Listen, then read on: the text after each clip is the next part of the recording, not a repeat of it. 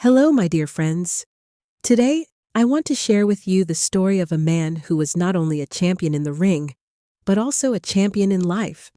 A man who fought not just opponents, but fear, injustice, and even his own limitations. His name was Muhammad Ali. You may know him as one of the greatest boxers in history, but his story is much deeper than boxing. It is a story of courage, a story of belief, a story of standing strong when the world stands against you. And most importantly, it is a story about never giving up. Let us begin at the very beginning. Muhammad Ali was born in 1942 in Louisville, Kentucky, in the United States. His birth name was Cassius Marcellus Clay Jr. He grew up in a simple family.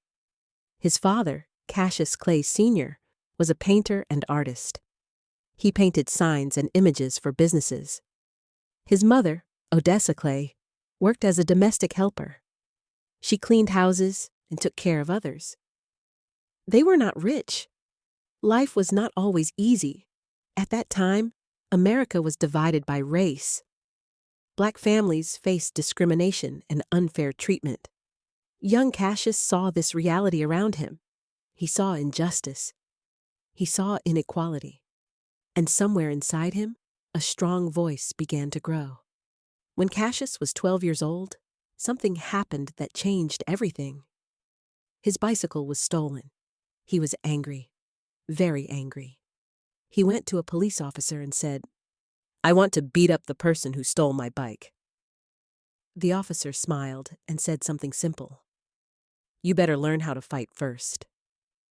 That officer, named Joe Martin, was also a boxing trainer. He invited Cassius to the gym. That moment, that small moment of anger, became the beginning of greatness. Cassius began training. At first, he was not perfect, but he was determined. He trained again and again, day after day. He ran in the morning. He practiced in the gym. He improved slowly, but he had something special: confidence. Even as a young boy, he believed in himself. He spoke boldly. He said things like, "I am going to be the greatest." People laughed, but he did not stop. Because belief does not need approval. Cassius was not like other boxers. Most boxers were quiet. He was loud. Most boxers were serious. He was playful. He talked. He joked. He challenged his opponents with words. Some people thought he was arrogant. But there was something deeper. He was building his identity. He was not waiting for others to define him. He was defining himself. At the age of 18, Cassius Clay competed in the 1960 Olympic Games in Rome. He fought with confidence. He moved fast. He thought quickly, and he won the gold medal in boxing. He became a national hero.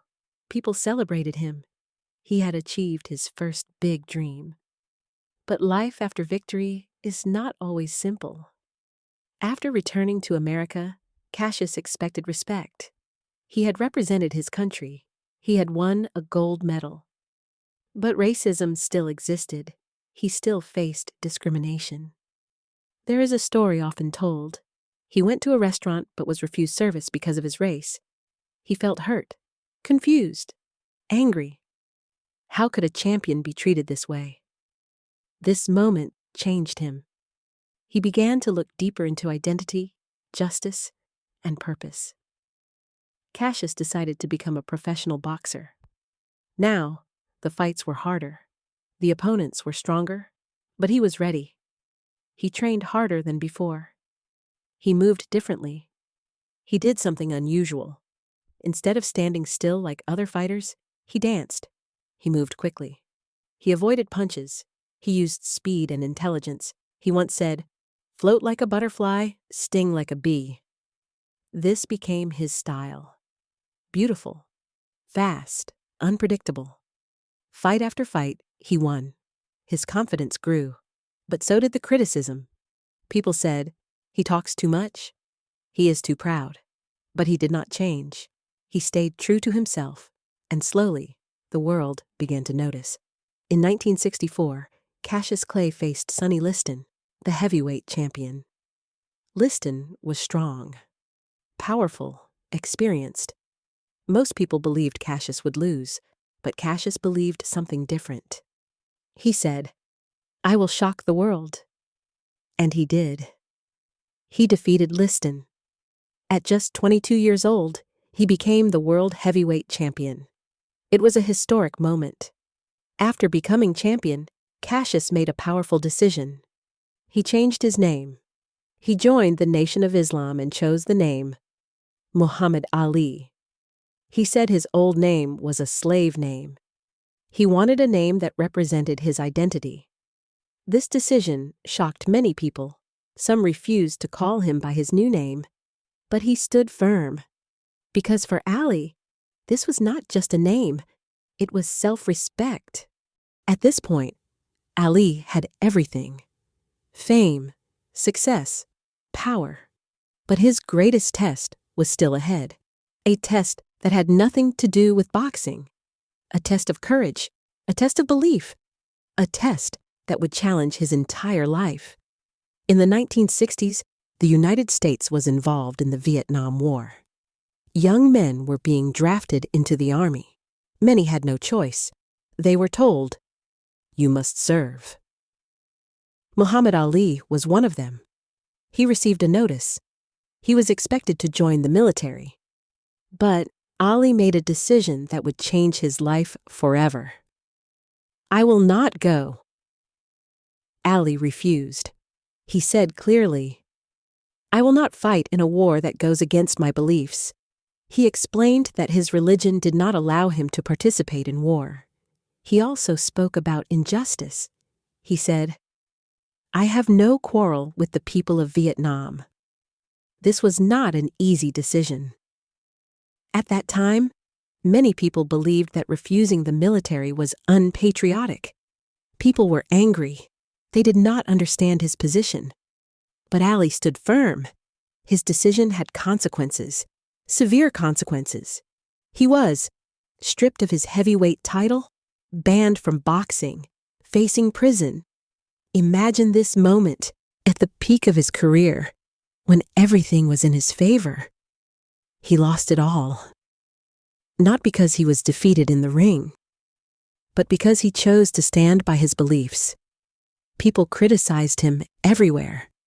Newspapers attacked him. Fans turned against him. Even some friends walked away. He was called names. He was misunderstood. He was alone. This is one of the hardest parts of life: standing for something when no one stands with you. Ali was no longer fighting in a boxing ring. He was fighting something invisible: pressure, fear, doubt, isolation. He could not fight professionally for years. From 1967 to 1970, he was banned from boxing. These were the best years of a boxer's career, and he lost them. So the question is, how did he survive this period? The answer is simple, but powerful. Belief. He believed in himself. He believed in his values. He believed that he was doing the right thing. He once said, "If I am wrong, then I am wrong. But I will not change what I believe." That is strength, not physical strength, inner strength. During these difficult years, Ali traveled and spoke to people. He went to universities. He spoke to students. He explained his decisions. Slowly, something began to change. Some people started to understand him. They saw his courage. They saw his honesty. They saw that he was not afraid. Ali's refusal to join the military became a legal case. He was found guilty at first. He was sentenced to prison. But he did not go immediately because he appealed the decision. For years, the case continued. Finally, in 1971, the U.S. Supreme Court made a decision. They ruled in his favor. His conviction was overturned. He was free. After years away from boxing, Ali was allowed to return. But things had changed. He was older. He had lost time. The sport had moved forward. Many people doubted him. They said, "He is finished. He cannot come back." But Ali had faced something bigger than boxing. He had faced the world, and he had not given up. When Ali returned to the ring, he was not exactly the same. His speed had changed slightly, but his heart had not. He still had courage. He still had belief. He still had the spirit of a champion. He began to fight again. Win. Loss. Win. It was not easy, but he continued. In 1971, Ali faced Joe Frazier. This fight became one of the most famous in history. Both fighters were strong. Both were determined. The world watched. The fight was intense. Round after round, they pushed each other to the limit. In the end, Ali lost. It was his first professional defeat. Loss can break a person. But for Ali, it became another lesson. He did not hide. He did not quit. He accepted the result, and he continued. This is what makes a champion. Not winning every time, but continuing after losing. This part of Ali's life teaches us something powerful. Your greatest test will not come when you are winning. It will come when you are losing everything. Ali lost.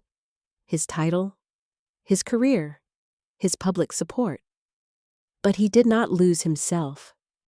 After his loss to Joe Frazier, many people believed Ali's time was over. They said, "He is not the same. He is too old. He lost his chance." But Ali did not listen. He trained again. He fought again. He improved again. He did not rush. He rebuilt himself step by step. Ali understood something important. He was no longer the young fighter with only speed. He needed strategy. He needed patience. He needed intelligence. He adapted, and this is a powerful lesson. If life changes you, you must learn to change your approach. In 1974, Ali faced one of the most powerful fighters in history, George Foreman. Foreman was strong, very strong. He had defeated many fighters easily. Most people believed Ali would lose. But Ali had a plan. Instead of attacking, Ali did something unexpected. He leaned back on the ropes. He allowed Foreman to punch, again and again. People were confused. Why would he do this? Because Ali understood something. Foreman would get tired. Ali waited. He stayed calm. He protected himself. And slowly, Foreman became exhausted. Then, in the later rounds, Ali attacked. And something incredible happened. He knocked Foreman down. Ali won. The world was shocked. This fight teaches us something powerful. Winning is not always about strength. Sometimes it is about patience and strategy. Ali did not fight with ego. He fought with intelligence.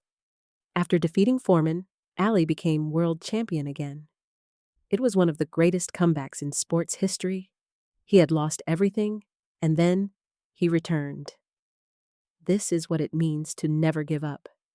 In 1975, Ali fought Joe Frazier again.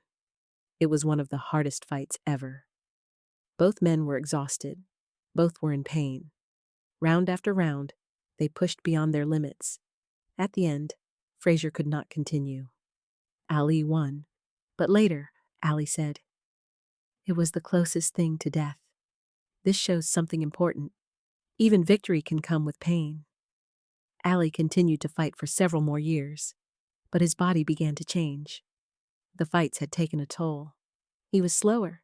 He was tired. Eventually, he retired from boxing, but his story did not end there. After retirement, Ali faced a new challenge, a different kind of fight. He was diagnosed with Parkinson's disease. This illness affects movement.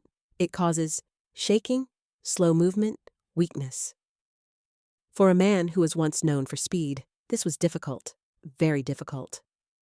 But even here, Ali did not give up. He accepted the condition. He lived with dignity. He remained strong in spirit. He once said, "I am still the greatest." Not because of boxing, but because of his attitude.